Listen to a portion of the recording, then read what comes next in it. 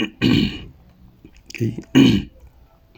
Today we are looking at factorization, whereby we are going to focus on quadratic trinomials.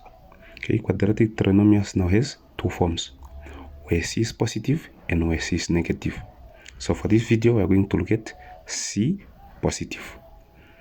We have written some steps that you need to follow when factorizing now quadratic trinomials with C positive. Okay, the first step is that multiply the first term with a constant term. The second, find two factors of the product that you're getting from there, such that when added, they give the middle term. Okay, then you replace the middle term with the two factors that you are getting. Then both factors must take the sign of the middle term. So actually this is supposed to come before that. Okay, then from there, you factorize by grouping. Now let's look at the example that we have. X squared plus 5x plus 6. Now the question will ask you to factorize this.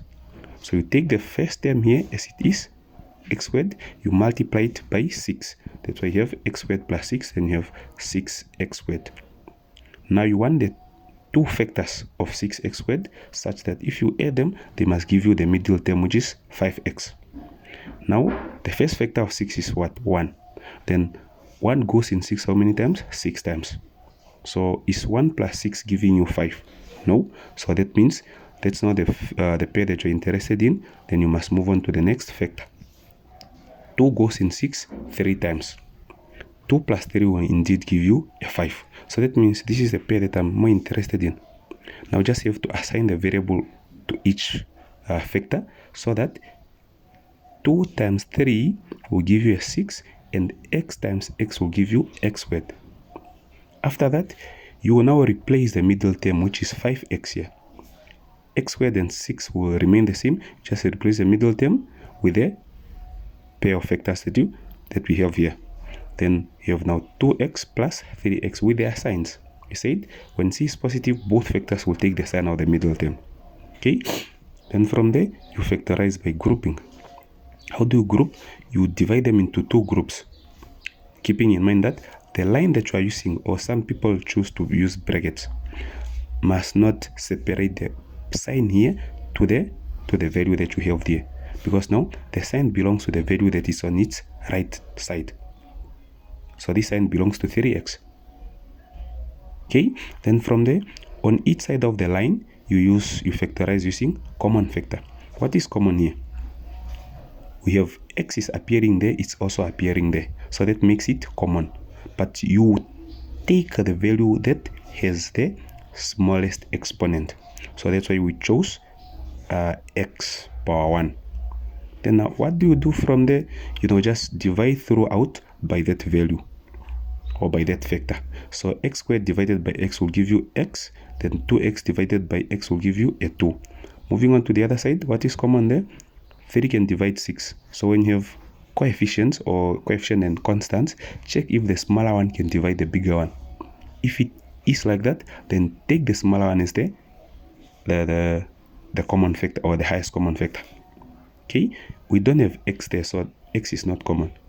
What do you do now from there? Again, you divide throughout by the factor that you have. So 3x divided by 3 will give you x, 6 divided by 3 will give you a 2. And mind you, when you are grouping, the two brackets must always be the same. Otherwise, if they are not the same, then you must recheck. Maybe somewhere you made a mistake. Then now this is now the point where we are at. Now again, x plus 2, the bracket here, is common. It's appearing there and it's also appearing there. So you factor it out again. Then if you factor out x plus 2, here you'll be left with x and there you'll be left with plus 3. Or otherwise you can just say, since the brackets are the same, just put the ones that are outside in one bracket, which is together with the sign. So it's x plus 3. Then you just pick the common bracket that you have, which is x plus 2. Then from there, you can now test. How do you test? The reason why you need to test is now for you to be so assured that the answer that you got is indeed the right answer. Then how do we confirm? You just expand the bracket. If you expand it, it must take you back to the original question. So to expand, each term of the first bracket must multiply each term of the second bracket. X times x will give you x squared, x times 2 will give you 2x, 3 times x will give you 3x, then 3 times 2 will give you a 6. Then 2x and 3x are like terms, they can be added. So it will, x squared will remain as it is, then 2x plus 3x will give you 5x, then the 6 will drop. Now, if you had to check this one in the original question, they are the same. So that means the value that you got here, or the brackets that you have here, are indeed the correct one. Okay, you may go through here the steps there.